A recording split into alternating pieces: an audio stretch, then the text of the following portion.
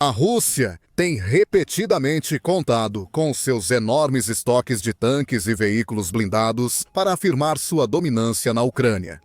E apesar de ter perdido milhares de tanques desde o início da guerra, continua a produzir mais e a enviá-los para além da fronteira e para territórios de linha de frente contestados. Mas a Ucrânia tem uma arma secreta, um projétil de artilharia super inteligente capaz de desencadear fogo e dizimar tanques russos antes que seus comandantes tenham qualquer chance de reagir ou recuar. Não há maneira da Rússia contra-atacar este projétil e não há escapatória para qualquer alvo em sua mira. É chamado de projétil bônus. Desenvolvido na Suécia e implantado nos campos de batalha da Ucrânia, e é uma das peças mais poderosas do arsenal anti-tanque ucraniano. Esse arsenal também inclui outras armas eficazes, como os mísseis americanos Javelin, Fire and Forget, e os britânicos End-Laws, particularmente úteis em ambientes urbanos. A Ucrânia também fez uso de minas anti-tanque e drones kamikaze para contra-atacar tanques e veículos blindados russos. Todas essas armas funcionaram bem, mas todas enfrentam um problema semelhante. Tanques e outros veículos militares são frequentemente implantados em colunas estratégicas, com um liderando o caminho e o resto do comboio seguindo atrás. Principalmente pelas estradas estreitas que serpenteiam as regiões rurais das fronteiras ucranianas. Se os soldados ucranianos atacarem o primeiro tanque da coluna com mísseis, os demais reagem prontamente. Eles ouvem a explosão, avistam a fumaça e evadem. Eles podem lançar granadas de fumaça para ocultar suas posições, ganhando tempo para recuar e planejar seu próximo passo. Isso torna tudo muito mais difícil, quase impossível, na verdade, para os soldados ucranianos no terreno causarem mais danos ou destruírem quaisquer veículos adicionais. Eles perdem sua vantagem num instante. É nesses momentos que a bala bônus brilha. O desenvolvimento deste projétil de artilharia inteligente começou em 1985. O exército sueco queria criar uma arma antitanque inteligente com um alcance razoavelmente longo, de mais de 16 milhas ou 25 quilômetros.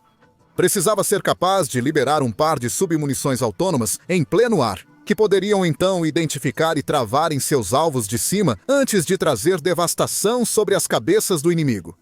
Foi um conceito incrivelmente ambicioso e levou vários anos para se concretizar. Os especialistas em defesa da Suécia se uniram aos colegas franceses, combinando as tecnologias e minas militares de ambos os países para dar vida à sua ideia. Somente em 1998, mais de uma década após o início do desenvolvimento, as primeiras granadas bônus entraram em produção. Aqui está como o bônus funciona. Primeiro, ele é carregado em um tubo de artilharia padrão da OTAN de 155 mm e lançado no ar, seguindo uma trajetória balística convencional. E percorrendo até 217 milhas ou 35 quilômetros, após subir ao ar, um fusível de tempo dentro do nariz do projétil é aceso. A tampa do nariz se abre, liberando as duas submunições cuidadosamente escondidas dentro do corpo do projétil. Cada uma das submunições está equipada com pequenas aletas e começa a girar no céu, rodando a 900 rotações por minuto. E assim que emergem ao ar livre, as submunições também começam a escanear a área ao redor em busca de alvos viáveis. Por quê? Embora possam parecer simples à primeira vista, essas submunições têm uma pilha de tecnologia de ponta escondida sob seus exteriores brilhantes. Cada uma está equipada com um módulo eletrônico embutido com um sensor de matriz infravermelho, um scanner Light Detection and Ranging e também uma unidade de processador de alta velocidade. É como ter uma mini estação de ataque explosivo, movida a radar flutuando no céu, escaneando o campo de batalha com uma visão aérea, pronto para eliminar até os tanques inimigos mais resistentes. Os sensores embutidos primeiro emitem uma assinatura térmica, buscando identificar quaisquer grandes massas metálicas na área e separar os alvos potenciais do restante da paisagem. Em seguida, eles usam parâmetros de silhueta para discernir tipos específicos de alvos, como tanques russos, T-72 e T-90, ou veículos de combate de infantaria, BMP-3, e transportadores blindados de pessoal, BTR-82. Isso ajuda a garantir que as munições inteligentes de bônus só disparem nos alvos que mais importam, e que não sejam desperdiçados em coisas como jipes baratos ou tratores abandonados, na terra agrícola que compõe uma grande parte do campo de batalha da linha de frente. Uma vez que os sensores e scanners identificaram um alvo genuíno e valioso, a fase final começa. A submunição detona sua carga explosiva, criando um projétil formado explosivamente que se dirige ao seu alvo a velocidades supersônicas. Num piscar de olhos, o explosivo atinge. E aqui está a parte importante. Ele atinge tanques e outros veículos inimigos de cima, onde geralmente tem seus pontos mais fracos. O tanque de batalha principal, T-72 russo, por exemplo, tem uma notória fraqueza, devido à presença de um carregador automático como parte de seu design. Apesar do carregador automático diminuir a tripulação do tanque de 4 para 3 pessoas, ele também representa um grande risco para todos os tripulantes. Para funcionar efetivamente, ele precisa de acesso rápido e fácil à munição, que, portanto, precisa ser armazenada bem abaixo da torre do tanque. Um golpe limpo na área da torre pode fazer com que todo o interior pegue fogo, matando o atirador do tanque, o comandante e o motorista em questão de segundos, e transformando todo o tanque de uma máquina militar destrutiva em um monte inútil de sucata fumegante. Os projéteis bônus são perfeitos para lançar esses tipos de ataques aéreos impactantes nas áreas certas. Mesmo contra os tanques russos mais modernos, como o T-90M, ele se mostra eficaz ao atingir as partes superiores menos blindadas, em vez das seções frontais e traseiras mais grossas. Se os T-90Ms não resistem a um ataque de projétil bônus, então os demais veículos blindados russos estão em situação ainda pior. Desde veículos de combate, BMP-2 e BMP-3, até transportadores blindados de pessoal, veículos de apoio. E os tanques soviéticos antigos que a Rússia está desesperadamente retirando de depósitos para implantar em Donetsk e Kherson, nada está seguro. Isso é uma enorme vantagem para a Ucrânia, dando às suas forças armadas uma arma inestimável para recorrer em tempos de necessidade. Quando os russos desdobram um grande comboio em uma formação estratégica, por exemplo, com fileiras de tanques e veículos cuidadosamente posicionados para minimizar os riscos de ataques terrestres, minas e drones.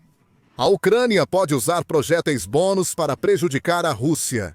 Ou, em casos onde o inimigo usa granadas de fumaça e estratégias semelhantes para esconder sua armadura, tornando ataques como os do Javelin e Enlaw muito menos eficazes. Mais uma vez, a Ucrânia pode liberar o bônus. Porque uma das melhores coisas sobre esses projéteis é que não há uma maneira real da Rússia contra-atacá-los. As granadas de fumaça não afetam as submunições de bônus. Eles enxergam através da fumaça graças a sensores inteligentes e tecnologias de varredura. Outros tipos de cobertura, como linhas de árvores, também não são eficazes. Mesmo as medidas de guerra eletrônica russas têm quase nenhum impacto na letalidade do bônus. Cada munição usa seu próprio conjunto de dados aprendidos para identificar e travar nos alvos. Coisas como bloqueadores de sistema de posicionamento global e GLONASS são inúteis contra isso. E o mesmo se aplica às estações móveis de bloqueio Krasukha-4 da Rússia, também. Não importa o que a Rússia faça, ela não pode impedir que o projétil bônus atinja seus tanques e destrua equipamentos caros de forma impiedosa e rápida. De fato, a velocidade é outro grande diferencial desses projéteis inteligentes suecos. Como mencionado anteriormente, cada submunição cria um projétil explosivo que se move muito rápido. Os tanques russos, muitos com velocidades máximas abaixo de 40 milhas por hora, não têm esperança de realizar manobras evasivas. Eles têm que aceitar seu destino e receber o impacto. Isso frequentemente causa incêndios internos ou explosões adicionais no tanque, ao atingir munições, áreas de armazenamento ou até o motor. Em segundos, os sistemas internos do tanque são totalmente desligados. A tripulação é morta, nocauteada pela explosão ou forçada a fugir desesperadamente do veículo em chamas e danificado. Todo esse cenário se desenrola em cerca de 25 a 30 segundos, começando no momento em que o projétil é disparado pela primeira vez. E isso não é apenas teórico. Realmente aconteceu no campo de batalha. E há várias instâncias registradas da Ucrânia usando munições bônus contra a armadura russa. O primeiro ocorreu no outono de 2023. Uma coluna blindada russa havia sido implantada na região de Donetsk, perto da cidade de Turesk. A coluna era composta por 3 veículos de combate blindados BMP-2. Introduzidos na era soviética, os BMP-2 permanecem veículos relevantes e eficientes apesar da idade. Eles estão equipados com canhões automáticos de 30 mm e podem disparar mísseis guiados antitanque, tornando-os adequados para diversos cenários de combate. No entanto, como muitos veículos militares russos, os BMP-2 têm uma armadura fraca em suas partes superiores, tornando-os altamente vulneráveis a ataques aéreos. Eles eram alvos ideais para a Ucrânia testar suas granadas bônus, e não demorou muito para surgirem imagens e filmagens mostrando as consequências do ataque ucraniano. Elas mostraram que as torres dos BMP, de alguma forma, foram desprendidas dos corpos dos veículos, voando pelo ar. Os buracos, por sua vez, foram devastados por chamas e danos secundários de explosões.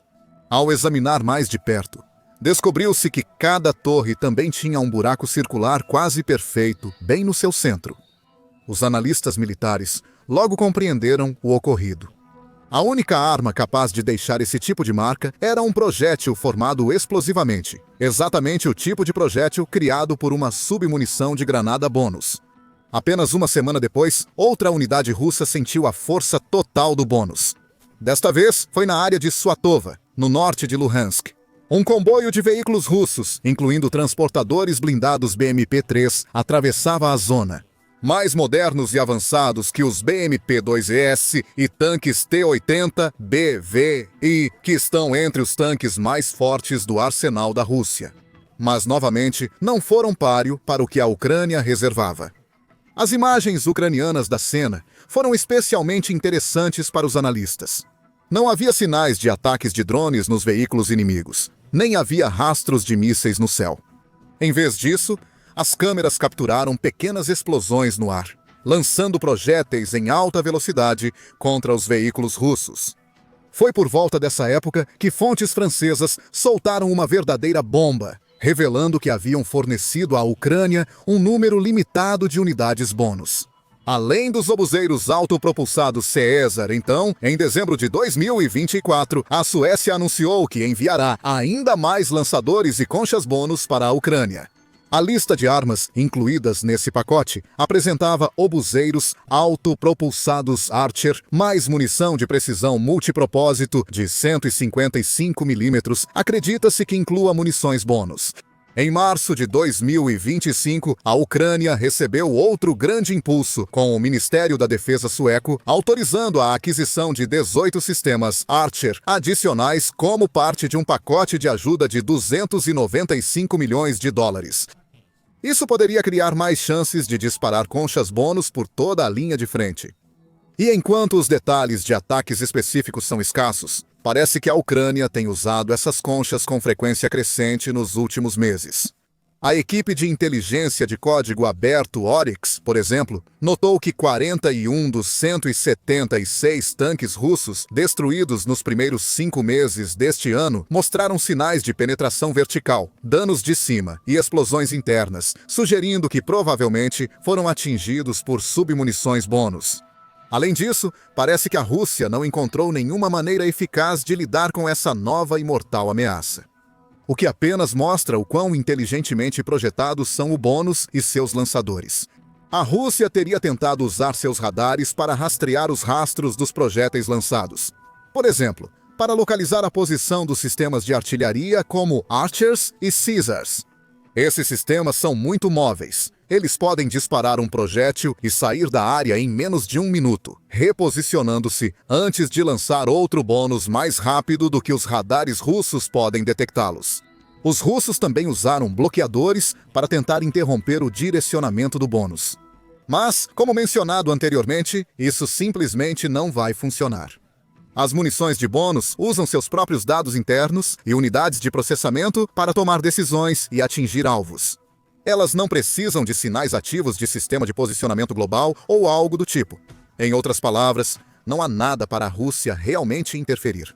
Mesmo quando a Rússia equipa seus tanques com defesas de última geração, como os sistemas de proteção ativa Arena M-Hard Kill, que recentemente foram instalados em tanques T-90M. Eles ainda não têm esperança de contra-atacar os projéteis bônus. O sistema Arena-M usa radares para escanear os arredores do tanque, identificar qualquer ameaça iminente e implantar munições para eliminá-las antes do ponto de impacto. Há apenas um problema. As submunições bônus se movem mais rápido que o som e atingem os alvos diretamente de cima. O radar Arena-M não tem nenhuma chance de detectá-las e tomar a ação necessária a tempo de prevenir um dano catastrófico. E o mesmo se aplica a praticamente qualquer outro sistema de proteção ativo no arsenal russo. Eles são muito lentos ou imprecisos para impedir um golpe bônus. Mesmo se a Rússia quisesse reforçar seus tanques com aço mais espesso nas partes superiores, isso também não resolveria suas fraquezas. A natureza dos projetos de tanques impossibilita adicionar placas de armadura reativa nas partes superiores. Os tanques ficariam mais pesados, lentos e difíceis de operar. Para veículos blindados e transportadores de tropas, a situação é ainda pior.